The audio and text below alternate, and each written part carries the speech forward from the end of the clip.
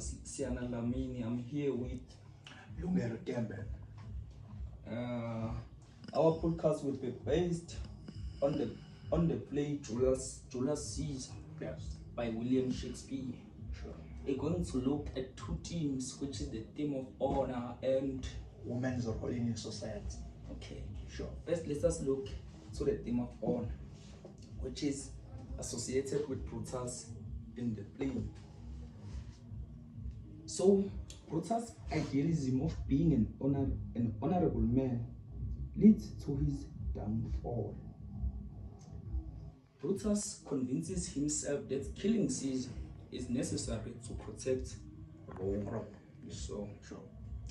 even though it's a hard choice, this is evidence in the play in Act 2, Scene 1, when Brutus says, it must be by his death, and for my part, I know no personal cost to spend at him, but for the general. By these words from Brutus, this means Brutus knows that Caesar has done nothing wrong yet, but if he can become a king, he could be dangerous and Rome could lose its freedom. Sure. Yeah. He even compares Caesar to a snake, still in its egg, which means for them it would be safe to kill Caesar now before he gains power. Sure. Okay, my brother. How did this idealism lead to his downfall, as you mentioned? Okay. Sure. His idealism led to his downfall. Okay, fine. I think his idealism made him naive. Brutus believed that everyone acts out of noble intentions as he does. Yeah. Okay. First of all, Brutus should have not joined the conspiracy. Okay, it's fine. He joined the conspiracy. After joining the conspiracy, he should have killed Mark Antony along with Caesar. Caesar, sure. Because he was an honorable man, he did not do that. That was Brutus' mistake. Okay, fine. He did that mistake of not killing Mark Antony. Second, Brutus should have not allowed Mark Antony to speak at Caesar's funeral. Sure. You remember Cassius warned Brutus not to allow Mark Antony to speak at Caesar's funeral. Again, because he was an honorable man, he allowed Mark Antony to speak at his funeral. I think Brutus misjudges Mark Antony. He even says Mark Antony is Caesar's limb, meaning Mark Antony can do nothing when Caesar is dead. Yeah. Okay, in addition of what you have said, my brother, to show that Brutus was an honorable man, do you remember when conspirators wanted to kill Mark Antony? He said, let us not kill him because our cause will be seen bloody. That showed he was an honorable man, you say. Sure.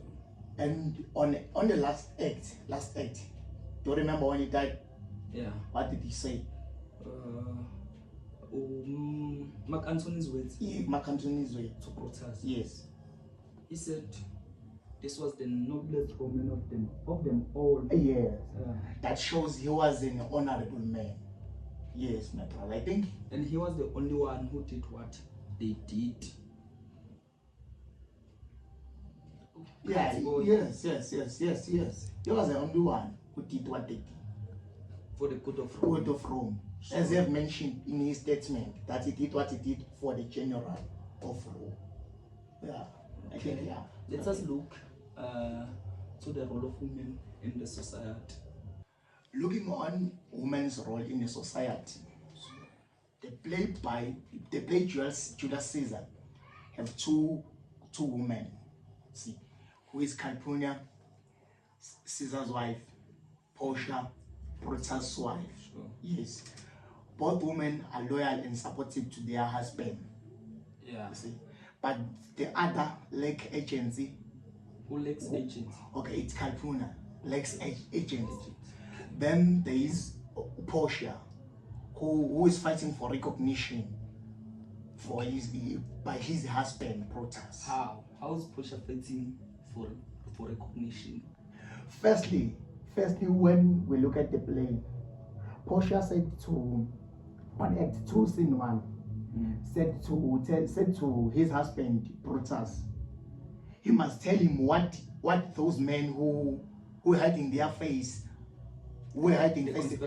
conspirators wanted, or what they were saying, because she saw that he was fighting with the inner turmoil, like, you see. Okay. So Brutus did not tell her. Instead, he said so many things that shows he was avoiding her. He didn't want to tell her the truth. Okay. Yes, he didn't want to tell her the truth. You see. Okay.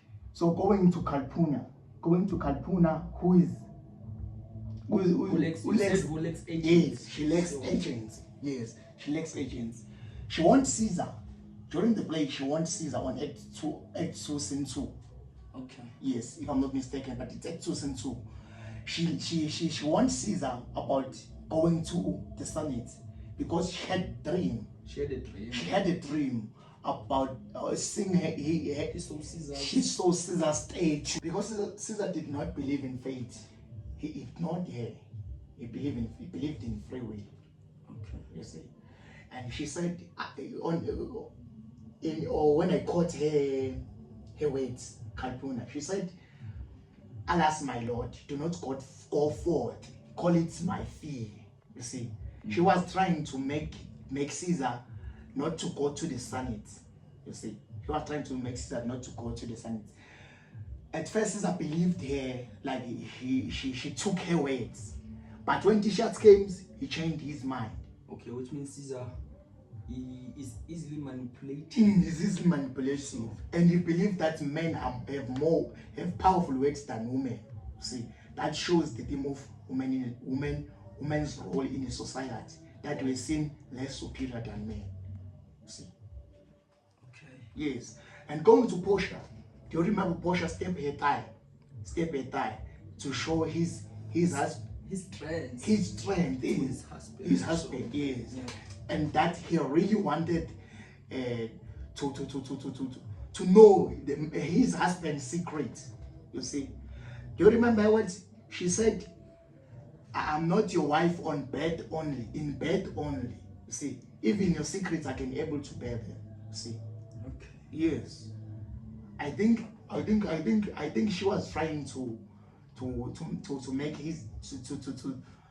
to show his husband Brutus that he will be able to take his secrets and able to be supportive as she must trust him. Yes. What a valid topic, my brother. Yeah. I wish we had the whole day, but time is against us. But people at home is still going to dig deep about this matter. Don't forget to hit that like and subscribe button. And this brings us to the end of our episode. Catch us next time, same time, same place.